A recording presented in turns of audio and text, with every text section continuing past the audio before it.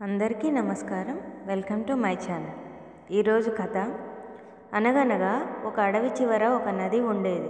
ఆ నదిలో కొన్ని చేపలు నివసిస్తూ ఉండేవి. ప్రతిరోజు ఆ నది దగ్గరికి కొన్ని జంతువులు నీళ్లు త్రాగడానికి వస్తూ ఉండేవి. ఆ నదిలో ఉన్న ఒక చేప ప్రతిరోజు ఆ జంతువులను గమనిస్తూ ఉండేది. జంతువులన్నీ బయట చక్కగా సంతోషంగా జీవించడం చూస్తున్న ఆ చేపకి ఎప్పుడూ ఆ నీటిలోనే ఉండాలా, మిగిలిన జంతువుల్లా బయట ఉంటే బాగుంటుందని ఆలోచించింది. తను కూడా బయటకు వెళ్ళి జీవిస్తే ఎంత బాగుంటుందో అని ఊహించుకొని వెంటనే తన ఆలోచనను తన స్నేహితులతో పంచుకుంది. తెలివైన తోటి స్నేహితులు మాత్రం మనం బయటకు వెళ్తే బ్రతకలేమని ఎంతో వివరంగా చెప్పాయి. ఎంత చెప్పినా వారి మాటను వినకుండా తాను బయటకు వెళ్ళాలని నిర్ణయించుకుంది.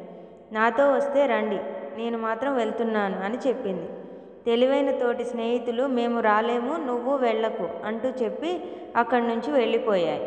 ఎవరు వచ్చినా రాకపోయినా నేను వెళ్ళాలి అనుకున్నాను, నేను వెళ్తాను అంటూ ఒడ్డుకు చేరింది. ఒడ్డుకు చేరిన తనకు ఇప్పుడు చాలా కష్టంగా ఉంది. తాను జీవించలేనేమో అన్నంత అలసటగా ఉంది. ఎవరైనా సహాయం చేస్తారేమో అని చుట్టూ చూసింది. అంతలోనే చేపకు అక్కడ ఒక కొంగ కనిపించింది. వెంటనే చేప కొంగతో తనకు సహాయం చేయమని అడిగింది. ఆ మాటలు విన్న కొంగ, అయ్యో, నేను తప్పక సహాయం చేస్తాను, అసలు నువ్వు ఇక్కడికి ఎందుకు వచ్చావు అంటూ అడిగింది. నేను నది బయట చూడాలనుకున్నాను. మిగిలిన జంతువుల్లాగానే నేను కూడా సంతోషంగా ఉంటానేమో అనుకున్నాను. తీరా ఒడ్డుకు వచ్చాక నాకు అర్థమైంది నేను బయట బ్రతకలేనని. నా స్నేహితులు ఎంత చెప్పినా వినలేదు. ఇప్పుడు అనుభవిస్తున్నా. నన్ను దయచేసి తిరిగి నా స్నేహితుల వద్దకు చేర్చండి అని ప్రాధేయపడింది.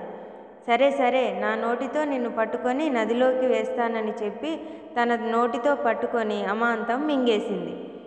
ఈ కథలో నీతి, నేను అనుకున్నదే జరగాలి అనే ధోరణి వల్ల ఆ చేప కథ ముగిసింది. మన జీవితంలో సరైన నిర్ణయాలు, ఆలోచనలు, పనులు కానీ లేకపోతే మన జీవితంలో కూడా కోరి కష్టాలు తెచ్చుకుంటాం. ఏదైనా పని చేసేటప్పుడు అది ఎంతవరకు మంచిదో మనం గ్రహించి మంచివారి సలహా తీసుకొని ఆ పనిని జరిగిస్తే మనం ముందుకు వెళ్తాం, మంచి విజయాలు సాధిస్తాం. తప్పిపోయిన కుమారుడు బయట బాగుందని తండ్రిని విడిచి వెళ్ళాడు. అన్నీ కోల్పోయాడు. చివరికి తెలుసుకొని తిరిగి వచ్చాడు. చాలా వాటిని కోల్పోతే గాని సత్యాన్ని గ్రహించలేము. అందుకే కోల్పోయే ముందే సత్యాన్ని గ్రహించేలా మంచి ఆలోచన చెప్పేవారిని కలిగి ఉండి దానిని విని ముందుకు వెళ్తే గనక బహుశా మనం ఏమీ కోల్పోమనే అభిప్రాయం. ఇది ఫ్రెండ్స్ కథ. కథ నచ్చినట్లయితే వీడియోని లైక్ చేయండి, అలాగే షేర్ చేయండి. మరొక మంచి కథతో మళ్ళీ కలుద్దాం.